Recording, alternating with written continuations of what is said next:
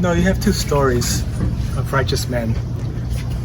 One was defeated, one was victorious. When I think about Abraham and Lot, and when I think about the provision the camel brought in to the door that we have now, you still can be righteous and live in Sodom, but you will be vexed. Abraham, however, was righteous. So was Lot. One was victorious, one was defeated. Abraham ate with the Lord. He laughed with the Lord. He actually even contended with the Lord, and he spoke with him. They had a relationship together. Lot, however, used his five senses and decided to go elsewhere, even though the Bible says he was righteous. Who do you want to be? Think about Jesus with Peter and John. Peter said, "I love you, Lord," but Jesus still told him, "Follow me." Peter said, "I'll go to the ends of the earth for you. I will die for you." But he was still told, "Follow me."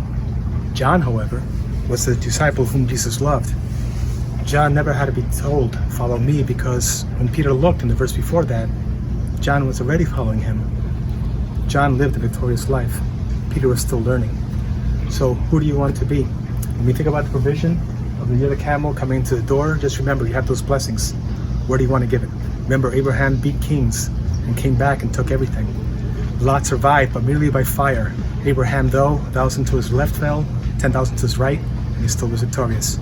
I hope this is your legacy, and I hope this is your inheritance.